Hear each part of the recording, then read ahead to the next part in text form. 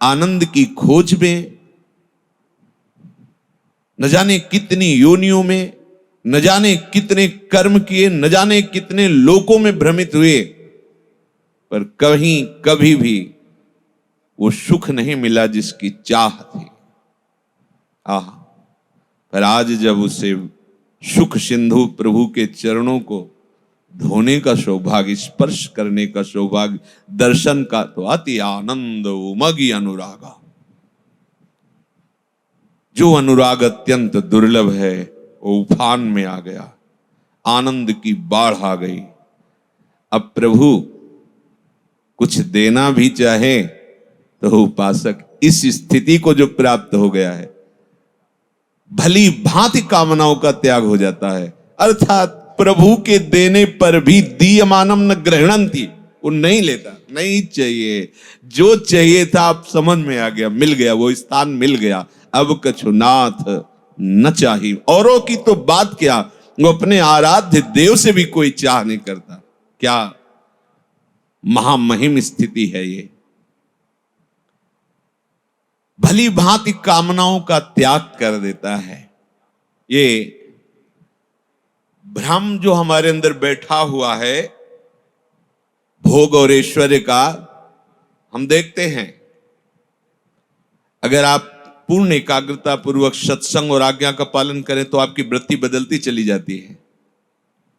और जहां उसे कुसंग हुआ तो इतनी जल्दी नीचे उतर जाती है वृत्ति कि जैसे पानी चढ़ाने में समय लगता है, छोड़ दो तो बहने में समय नहीं लगता। लगता कितना जोर है कुसंग में। अच्छा, उसको पता नहीं चलता कि मैं कुसंग से प्रभावित होकर के भगवत मार्ग से दूर हो रहा हूं, लेकिन जो विवेक दृष्टि रखने वाले जन वो देख लेते हैं, फंस गया। ये जब तक भोगों का महत्व और ऐश्वर्य का महत्व रहेगा, कई बार सत्संग में कहा है, कदम आगे बढ़ाने के पहले पीछे का जो मार्ग है उसको नष्ट कर दो। अगर पीछे लौटने की बात रहेगी तो आपके कदम आगे नहीं बढ़ पाएंगे, लौट जाओगे पीछे। पर कौन मानता है? अगर भगवत प्रेम प्राप्त करना है तो पीछे का मार्ग बंद कर दो। तुम्हारे लिए कोई ठौर नहीं होनी चाहिए, तुम्हारे लिए कोई और नहीं होना चाहिए। अब आप सह जाओगे। अब जब आपके ऊपर माया का प्रतिकूल प्रकोप होगा तो आप मुस्कुरा के सह जाओगे कि कोई ठौर नहीं, अब कोई और नहीं। अगर कोई ठौर है थोड़ी भी तो आपके कदम लड़खड़ा जाएंगे और पीछे चले जाओगे। अर्जयित्वा खिलानर्थान भोगानाप्नोति पुष्कलान नहि सर्व परित्याग मंतरेण सुखी भवेत्। कोई जगत के समस्त भोग पदार्थ एकत्रित कर ले, उपार्जन कर ले, अधिक से अधिक ऐश्वर्य एकत्रित कर ले, खूब भोगों को भोगे, परंतु कभी सुखी नहीं हो सकता, कभी सुखी नहीं हो सकता। बहुत इतिहास साक्षी है, जो ग्रंथों का अवलोकन किया जाता है, चरित्रों को पढ़ा जाता है, वो सत्य है। उन महापुरुषों का अनुभव देखो, कहां कहां कैसे कैसे भोगों के लिए भ्रमित हुए, और जब कृपा हुई, विवेक हुआ, तो ऐसे तिनके के समान समस्त भोगों का त्याग कर दिया। कह रहे हैं अगर सुखी होना है तो त्याग करना होगा, भोग नहीं। सर्व परित्याग मंतरेण सुखी भवेत। सर्वस्व त्याग के बाद ही परमात्मा सुख का अनुभव होता है। ये जो अहम में तुम सुख का अनुभव ले रहे हो कि मित्र मेरे पास ये भ्रम है, ये जड़ है, ये जड़ता है, मूढ़ता है। ये तुम्हारा बल नहीं है जिसमें तुम सुखी भावना कर रहे हो। जिसको तुम बल मान रहे हो वही तुम्हें निर्बल कर रहा है। जिसका अभिमान करके तुम स्वामी बन रहे हो वही तुम्हें दास बना रहा है। देख लो ना, अपनी मूढ़ता को पहचानिए। जिस भोग के तुम भोक्ता बनते हो, भोग के तुम स्वामी नहीं होते, उस भोग के तुम दास होते हो, गुलाम होते हो उस भोग के। यद्यपि सर्वतंत्र स्वतंत्र प्रभु का अंश सर्वतंत्र स्वतंत्र है, उस पर किसी का शासन नहीं, भगवान का भी शासन नहीं। जो स्वरूप है किसी का शासन नहीं, क्योंकि जो पूर्ण होता है उसमें किसी का शासन नहीं होता।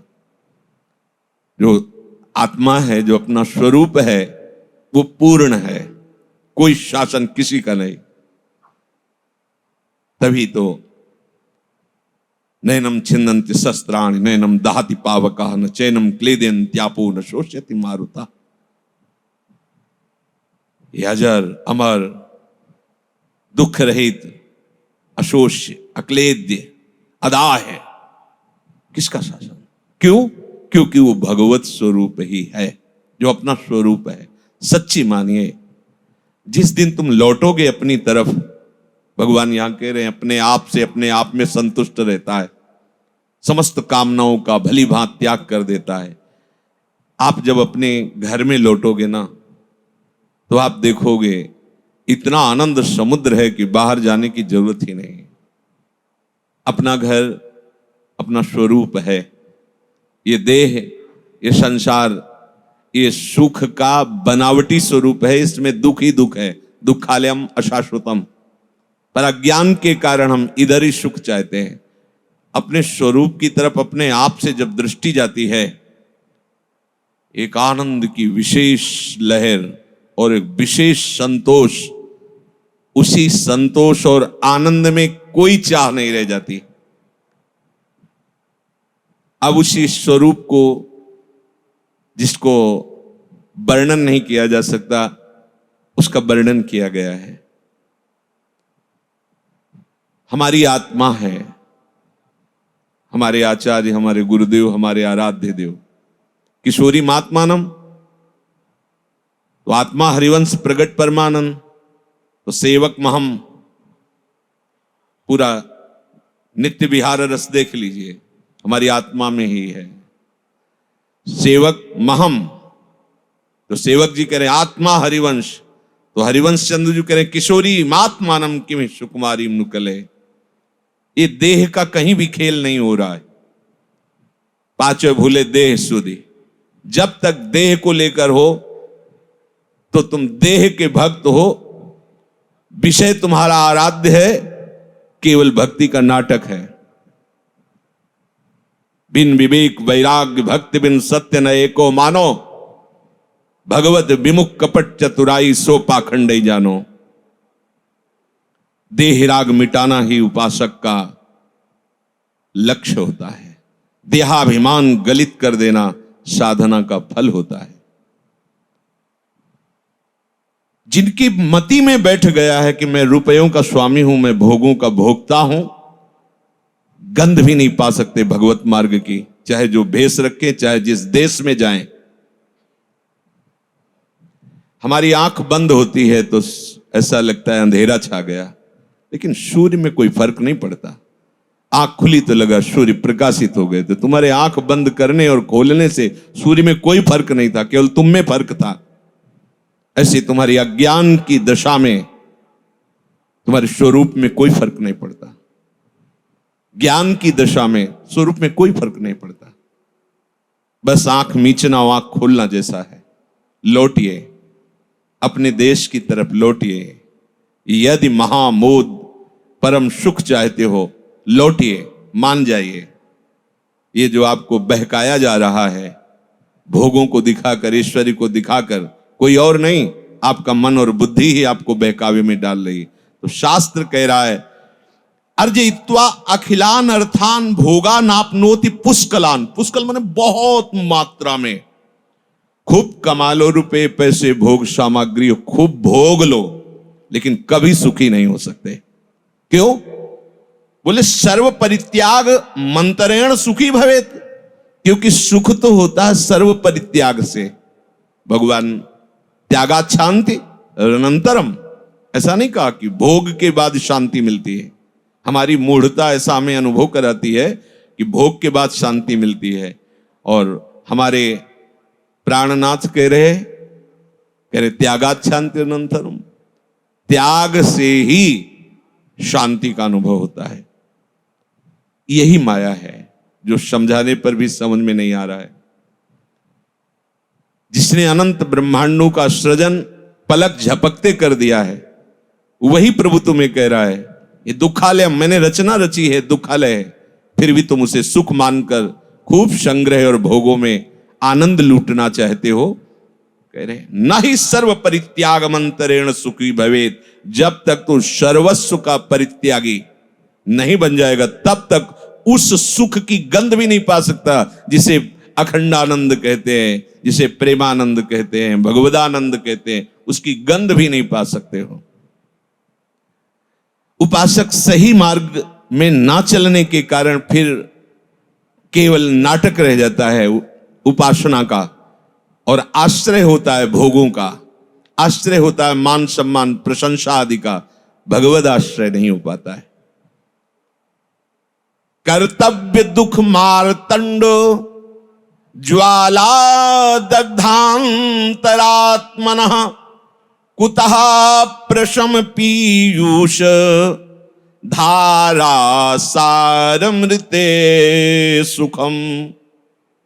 जिसका चित्त अभी ये करना बाकी है, अभी इतना कर लिया और ये करेंगे, ये नहीं करना है, अभी ये सब करना है, वो कभी दुख ज्वाला से निकल ही नहीं सकता। बात समझिए, हमारा एक ही कर्तव्य है कि अब हमारी मन बुद्धि में प्रियालाल के सिवा और कोई न रह जाए। सोहनी लगा देनी है, झाड़ू लगा देनी है, विवेक की सोहनी लगाकर एक छोटा भी राग नहीं रहने देना। मेरे तो गिरधर गोपाल दूसरो न कोई, ऐसी सोहनी लगाओ कि हृदय में कोई राग न रह जाए। पर ये बाहर की हवा केवल राग को ही पुष्ट करती है, यहां बैठकर तो वैराग्य की हवा का स्पर्श होगा, लेकिन जहां बाहर निकले तो त्रिगुणात्मिका माया राग में ही फंसाती है। अगर नाम नहीं चल रहा तो ये सब ज्ञान विज्ञान यही गेट के अंदर ही छूट जाएगा, बाहर दूसरा रंग चढ़ेगा। जो भली भांति भगवत अर्पित चेष्टाएं नहीं करता, उसे कभी शांति नहीं मिल सकती। पहले इस श्लोक में बताया, चाहे जितना भोग संग्रह कर लो, भोग लो, तुम्हें कभी शांति नहीं मिलेगी, कभी सुखी नहीं होगे। नहीं हुई, अभी तक नहीं हुई। पहले लगता है कि ये खा लूं, ये सूंघ लूं, ये भोग लूं, अच्छा लगेगा, और जब उसे भोग लो तो बाद में क्लेश अशांति मिलती है कि मेरे अंदर जो चिंतन में सुख दिखाया जा रहा था वो तो मिला नहीं इसमें। फिर भी वो अज्ञानी उसी में ढूंढना शुरू करता है, ये नहीं सोचता कि उस दिशा से हम हट जाएं, क्योंकि इधर सुख नहीं है। प्रभु कह रहे हैं और हमारा मन भी कह रहा है, जो हमें विषयों में फंसा रहा है, वही अनुभव बता रहा है कि जो मैं भोग के पहले चिंतन कर रहा था, उस चिंतन में जो सुख दिखा करके मुझे भोग में लगाया गया, भोग के बाद तो क्लेश ही मिला, वो सुख तो मिला नहीं, तो हमें वो दिशा छोड़ देनी चाहिए। पर अज्ञानी उसी दिशा को और खोजते खोजते इतना दूर प्रभु से निकल जाता है कि उसे प्रभु दूर देश की बात लगते हैं, जो अपने हृदय हैं, अपने प्राण हैं, अपने जीवन हैं। जो अमृत धारा में डूबना चाहे उसे मुख्य कर्तव्य पर दृष्टि रखनी चाहिए। मुख्य कर्तव्य है इस जन्म में हमारी बुद्धि प्रभु में अटल हो जाए, अचल हो जाए। कोई भी भय या कोई भी प्रलोभन मुझे अपने आराध्य देव से अलग न कर पावे। भवोयम भावना मात्र आहा न किंचित परमार्थतः नास्त्य भावः स्वभावानां भावा भाव विभाविनां। संसार तुम्हारी भावना में है ही नहीं।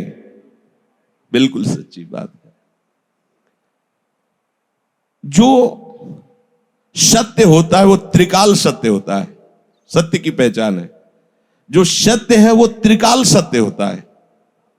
तो जब हम जग रहे थे तो हमें संसार सत्य नजर आ रहा था, लेकिन जब हम स्वप्न में गए तो इसका अस्तित्व ही नहीं था, एक नया संसार था।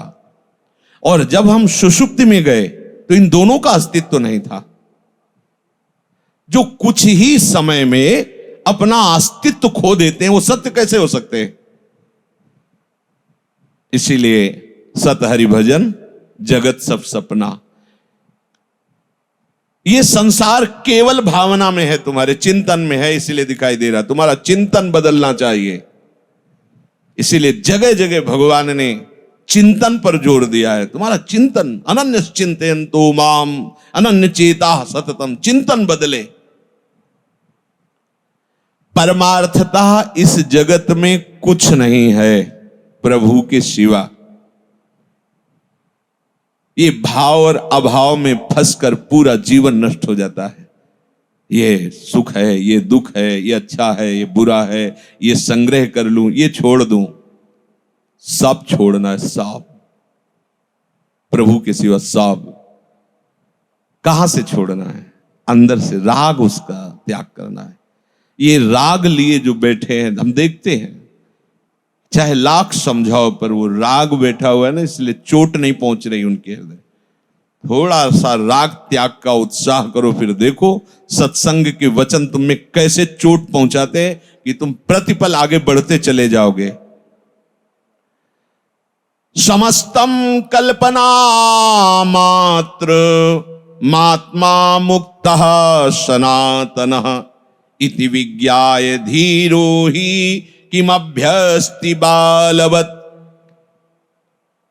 ये जो तुम सत्य मान रहे हो कि मेरा परिवार, मेरा धन, मैं इतना संपत्ति का स्वामी, मैं इतना भोगों, कैसे निकृष्ट भोगों में तुम्हारी सुख बुद्धि हो रही है।